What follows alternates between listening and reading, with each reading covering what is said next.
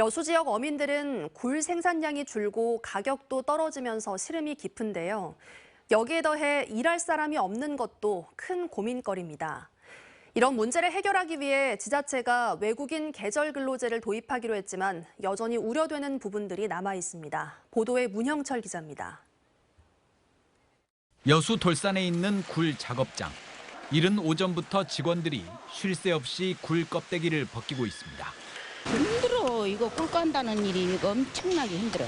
아침에 일찍이 나와서 한다는 게. 이곳에서 일하는 직원은 외국인을 포함해 10명 남짓.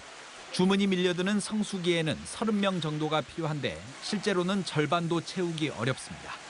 일을 잘하는 분들이 나이도 많이 들고 힘들고 그러니 또 쉬어야 될 거 아닙니까? 일할 사람이 없는 거죠. 다른 작업장도 사정은 마찬가지. 필요한 인력은 30여 명이지만 실제 일하는 건 15명 정도에 불과합니다. 내국인은 물론 외국인 노동자 구하기도 하늘의 별 따기입니다. 11월, 12월 달에 물건이 한참 많이 나갈 때 반 정도밖에 못 오다 보니까 그러니까 양을 빼내지를 못하니까 상당히 어렵습니다.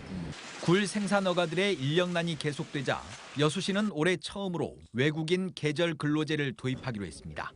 오는 10월 필리핀 노동자 100여 명이 입국해 굴 생산 허가에서 5달가량 근무하게 됩니다. 어민들은 한숨을 돌리게 됐지만 모든 걱정이 사라지는 건 아닙니다. 정부 지침상 외국인 계절 근로자들은 배를 타고 바다에 나가 굴을 따는 등 해상 작업을 할 수 없기 때문입니다.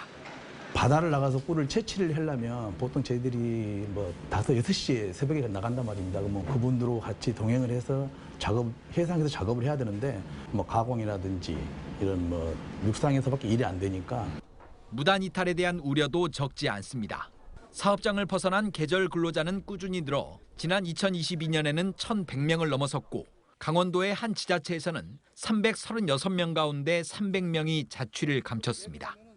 굴 생산 어민들과 수협은 중개업체의 과도한 수수료 등을 계절 근로자 이탈의 주된 원인으로 보고 이들이 안정적으로 정착할 수 있는 대책을 정부와 지자체에 요구할 계획입니다.